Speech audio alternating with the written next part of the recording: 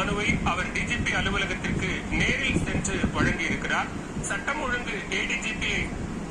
இது தேவையா பொன்ராஜ் உனக்கு? என்ன பெண்களை பார்த்தா உனக்கு எப்படி இருக்கு? யாருன்னா சொல்லி கொடுத்தாங்களா உனக்கு விஜய் பற்றி பேசுன்னு? விஜய் பற்றி பேசினா உனக்கு அமௌண்ட் தரேன்னாங்களா? பொண்ணுங்கள்லாம் வந்து உங்களுக்கு கிரியாக போயிடுச்சு. பாதுகாப்பே இல்லாத கிடக்குது நாடு.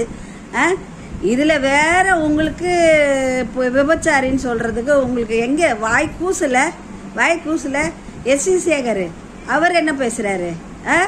முள் புதற்குள்ளே எதுக்கு போனீங்கன்னு கேட்குறாரு. கக்கூஸ் இல்லாதவங்க எங்கே போவாங்க? என்ன சப்பக்கட்டு கட்டுற நீ? உன் படம்லாம் நல்லா தான் இருக்கும், நான் பார்த்துருக்கேன். என்ன அதுக்காக இப்படிலாம் சப்பக்கட்டு கட்டாதா? என்ன முள் புதற்குள்ளே போகிறாங்க, அங்கே லைட் வைக்க முடியுமான்னு கேட்குற பாதுகாப்புக்கு தான் போலீஸு. புரியுதா? எஸ்வி சேகர் தான் சொல்கிறேன். நான் பொன்ராஜுக்கும் சொல்கிறேன். பொன்ராஜ் இந்த மாதிரிலாம் பேசுகிற வேலை வச்சுக்காத பொன்ராஜ், தயவுசெய்து. என்ன நீ என்ன பேசுகிறீங்க நீங்கள்? மக்களுக்கு நான் விழிப்புணர்வா? எது விழிப்புணர்வு? தப்பாக பேசுறதா விழிப்புணர்வா? ஏற்கனவே நாடு நாசமாக போச்சுடு. நாசமாக போய் கிடக்குது. நீங்களாம் ஒரு மனுஷனுங்களா? நீங்களாம் என்ன பொம்பளை பார்த்தா உங்களுக்கு எப்படி தெரியுது? கேவலமாக தெரியுதா? உன் வீட்டில் இருக்கிறவங்களாம் ரொம்ப நல்லவங்க, கட்சிக்கு வரவங்கலாம் கெட்டவங்களா?